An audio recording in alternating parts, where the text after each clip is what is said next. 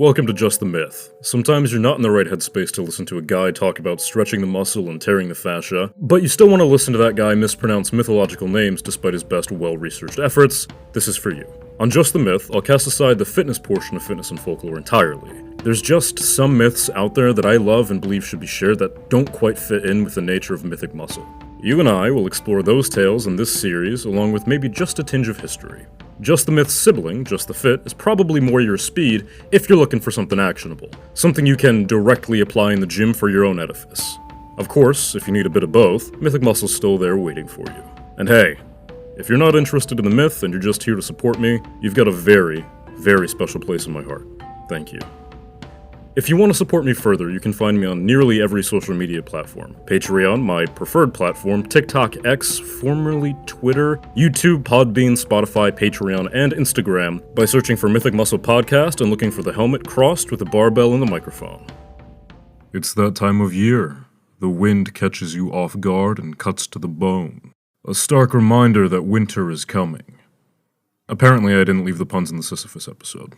Dead things seem to stir, mere tricks of the fallen canopies of the great oaks and elms that dot the western hemisphere, and the ambiance seems to make the strangest of tales more palpable.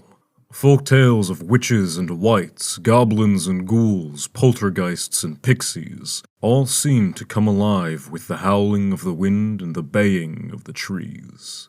It's as if every time you pass a tree line, something's staring out at you, watching, beckoning you to turn your head toward it. But you don't, because you know whatever's in there, it's bad news. Today's bad news is the very thing staring you down, the rattling of chains nigh inaudible on the frosty breeze, the Barghest. English folklore is host to many dark and eerie things that go bump in the night. The Barghest is one such feast of a creature. The demonic black hound with flaming coals for eyes, teeth like bleeding daggers, a hide perpetually seeping with shadow, matted and inky. It knows only death, and brings much the same. The Barghest haunts churchyards, forests, coastlines, and city alleys. It stalks at evening break so that only its eyes might be visible in the fallen shadows. It steps with gargantuan paws steeped in blood, stained over its 1,000-year lifespan. Should the Barghest choose, it may walk in utter silence in an almost incorporeal form, only to be given away by the rattling of thick, wrought iron chains. These chains tether the Barghest to our world and to the demonic bowels of hell itself. A beast of two realms, it walks between the veil of death and the fires of the living. The Barghest has been well documented through history, first as an oration passed through generation upon generation, later to be cemented into English folklore and earn its place in popular media. Variations of the hellhound have spawned through time, but many are spawn of the Barghest's infamy. Interestingly enough, the Barghest mightn't even refer to a dog. It could simply be the ghost of a person, headless and ethereal. In the Prose Brute and other late medieval chronicles, editors express that the Barghest is a fiend that takes many forms. Some refer to a rabbit, a white cat, or a human with no head. But all references of the Barghest claim it is an omen of death. If one should see the Barghest, their end is near. Whether it be brought by the Barghest's ghastly grip or by some other means, one thing is certain. An untimely end draws close. There is no specific Barghest, more they are a species of demonic entities, though a Barghest may favor a region to terrorize or call home.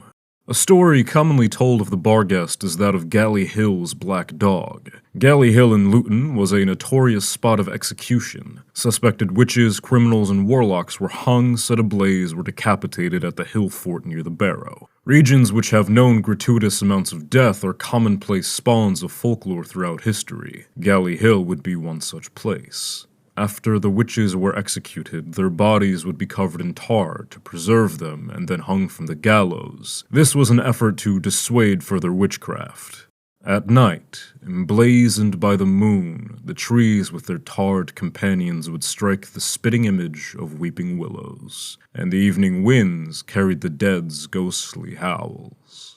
One night, a great storm passed over Luton, amassing its most turbulent aspect over the top of Galley Hill, in which a singular bolt of lightning struck down upon the gallows, setting them ablaze. Standing in the flames was the silhouette of an enormous black hound, staring back down over the villagers witnessing the burning of Galley Hill. From thereforth, at night, whenever a villager would pass Galley Hill, they could hear the rattle of chains and the howling of some baying hound.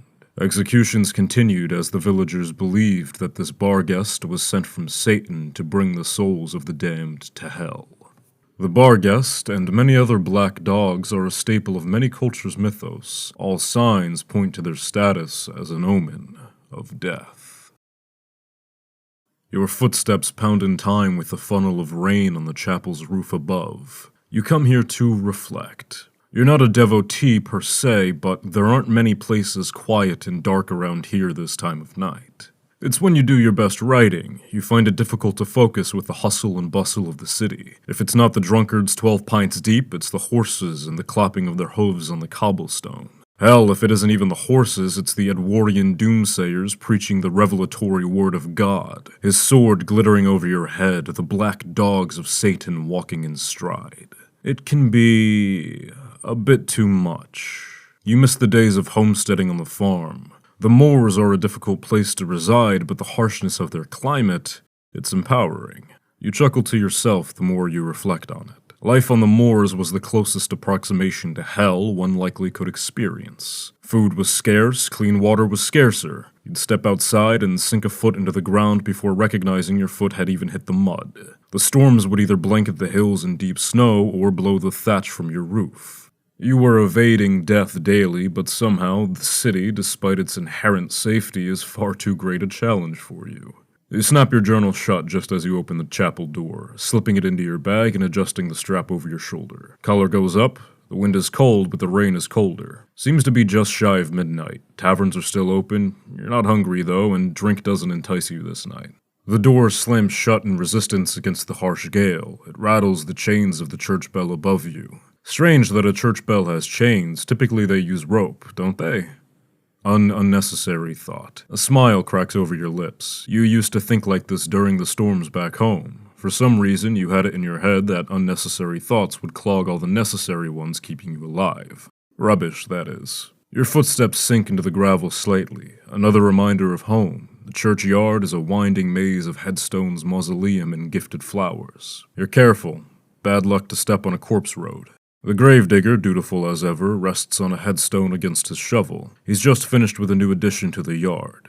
You give him a nod, and he returns it with a curt smile. You pass the fence of the churchyard, and you're off to the coastline. There's a dock there that bears a small communal fishing house. It's typically empty this time of night, and, well, the church wasn't of much use. Perhaps the rapping of rain paired with the lapping of waves might call forth the muse. It's a short jaunt, and on your way down the hill you don't have much time to reminisce, but the trees just past the fence and signpost to your right do remind you of getting lost in England's endless wood. You've always found it charming in a strange, morose sense, the way that wet, leafless trees dying in the changing of the seasons seem to reach out toward you, almost following you as you move past them. What is it they say about writers? That we all romanticize death? It's true enough to be nearly comical. But you did that far before you even became a writer. That thought does strike you a bit strangely, though, but you shake it off with the memory of why you picked up the pen in the first place. If it weren't for those damn wolves stealing away with your livestock, you might still well be reclused within your secluded section of the swampland. Like clockwork, every 3 days you'd wake, not to a morning sun of course, there's no sun in England, and you'd be down a hen, a sheep, or a pig. The same humongous paw prints leading out of your pens and deeper into the tree line. Each time you'd attempt to track it, musket in hand, but the tracks would always terminate with an abrupt end. You did catch a glimpse of it once. A particularly potent storm, not unlike the one above you tonight, ripped a massive hole in your roof just above the fireplace. As you rushed outside, half asleep, you saw the wolf scamper away with one of your hens. You knew wolves were large, but none you'd ever seen were that large. The hen wasn't worth losing the safety of flame, and so you set to repairing the roof as the wolf bounded to wherever it calls its lair. You round the corner of the hill. Nearing the bottom, you can see the fishing house ahead of you, some quarter-kilometer out. A bolt of lightning slips across the sky, illuminating the waves, the lighthouse, the boats docked at the pier, and the tree line to the right of you. Your eyes instinctively trace it across the sky. It must have struck a tree, as smoke begins to flare a few kilos away. Not your problem, luckily, and as you turn your head back to the trail, your eyes catch something in the woods. Movement, inky and haggard. Not your problem either, unless you stick around long enough for it to become yours. The wood of the deck is a bit soft, but sturdy enough to not cause too much of an issue. The fishing house is stood on stilts that dig 15 or so feet down below the water line cemented in place. It gently rocks with the waves. You sit at the desk and set fire to the oil lamp. You gently place your journal onto the desk and lean back in the chair. You check the inkwell. Not dry, but there's not enough for your usual hours-long, crazed, midnight oil-burning writing escapades. Regardless, you pick up the pen, dip it, and begin to blitz through page after page of prose. You found your muse here. The pounding of the rain on the wood of the fishing house, the waves lilting your body left and right, the creaking of the lantern's chain as it swings in unison. Sea spray, wood smoke, and ink flood your olfactory senses. The night draws darker, and just as the lantern light fades, your inkwell runs dry. You pack your things, pay the fishing house a quick thanks, and begin your trek back to your flat. The rain certainly hasn't slowed, and your coat is beginning to soak a bit more than you're comfortable with. It appears the fire brigade hasn't made it to the woods yet, as firelight flickers through the trees, casting shades of brambles across the darkened landscape. You sigh and head back to the fishing house. You grab the water pail and begin filling it off of the edge of the dock. Stupid, this is. You're not earning any accolades here. The blaze isn't large, but it is spreading. You cast the first bucket, and that's enough to stop part of the spread. As you turn round, you swear in your peripheral you see something staring at you. But as you turn toward it to meet its gaze, as you learn to do with all predators in the wild, there's nothing. A trick of the light. You're tired, and it doesn't do to stand idle near a growing fire. You dawdled too long, and the fire's begun to spread in the exact spot you flung the water onto. Double time, you make it back to the pier and refill the bucket. This time, caution be damned. You fling bucket after bucket onto the fire, and you're making headway. Where is the damned fire brigade? Likely unconscious over the tavern bar, or worse, a brothel bed. This time, as you return to the pier, your eyes are drawn toward the window pane. It's reflecting the fire behind you, and silhouetted against it, the unmistakable. It's impossible, but you'd recognize the wolf from that night without any doubt. You spin.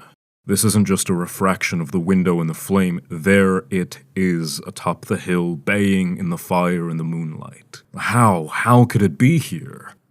An unnecessary thought. You clear your head. Defense. Find something to defend yourself. The fishing house. There's a store of harpoons. You run, your feet pound against the deck. The steel of your bootstraps rattles. It sounds like the chains of the church bell. Damn your writer's mind, why is everything evocative of an unnecessary thought again? You slam the door open. It rattles the boards of the deck.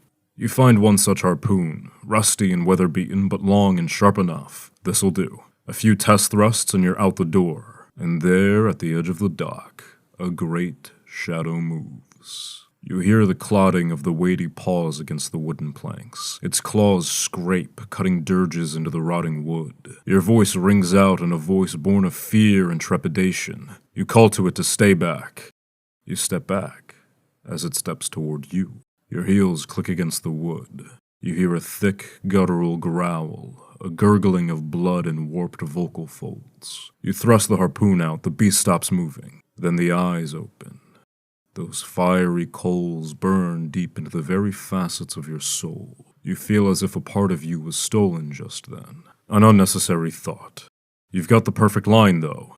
The creature has no choice but to move backward lest it take a swim. You slip the harpoon into one hand, choke it to the midpoint of the handle, and rear back with your arm. You've never done this before, but you've certainly seen renditions of mythical Olympians with their javelin. An unnecessary thought again, but perhaps necessary imagery. You adjust your footing and begin the running charge before the throw. The beast, all the while, remains still. You pick up speed, and just as you're straining to make the throw, you feel the softness of the wood give way below your foot. And the pier above you crumbles under the weight of the gargantuan hound. The constant beating of the rain and the consequence of your own charging footstep. You hit the water below with a tremendous quake, and quickly you begin to sink. Your heavy woolen coat sticks to you like a blanket of lead. The burning of your lungs filling with brackish water doesn't bring you nearly as much fear as the sight of those gleaming red eyes staring down at you. You stare back beneath the waves. One last unnecessary thought enters your mind. The dutiful gravedigger. What was he waiting for? And where was the corpse for the grave? The Barghest, much like Baba Yaga of last episode, has cemented its place within almost every form of media imaginable. Recently, the Barghest shows up as a name for a militaristic gang in CD Projekt Red's Cyberpunk 2077 expansion, Phantom Liberty. In another of CD Projekt Red's titles, based on the books by Andrzej Sapkowski, The Witcher, references to the Barghest and its iconography can be found throughout. Black dogs are a pretty badass image to use, and their symbology, being that of an omen of death, tends to match that badassery. It's deeply interesting how these myths that most of us have never heard of manage to creep into our cerebrums, and their symbology, though never outright explained, seeps in as well. My advice here is, if you stumble across one of these not-so-good boys, settle your estate or invest in Scooby Snacks. With that, I have been your host, Benjamin Cloud. This has been Just the Myth on the Mythic Muscle Podcast. Have a phenomenal day, an amazing lift, or, if it's a rest day, just avoid the woods, man. There is nothing good out there for you. Take care, folks. Please consider supporting me on Patreon. For only $3 a month, you get Discord access, and you buy me a protein bar. $5 a month gets you Discord access with special colors and emotes, blooper reels, a shout out from me, and transcripts of each episode. $10 a month gets you all of that noise, a vote in our monthly poll, a personalized 10-second clip of whatever you want me to say, and every dollar spent at that tier goes right back into the podcast so that I might bring you a better listening experience. Follow my socials. You can find me on pretty much every platform by searching for Mythic Muscle Podcast and looking for the helmet crossed with the barbell and the microphone. If you made it this far, you're my favorite type of human. I hope you have a wonderful day, a fantastic lift, or if it's a rest day, you get some quality relaxation time. Thank you.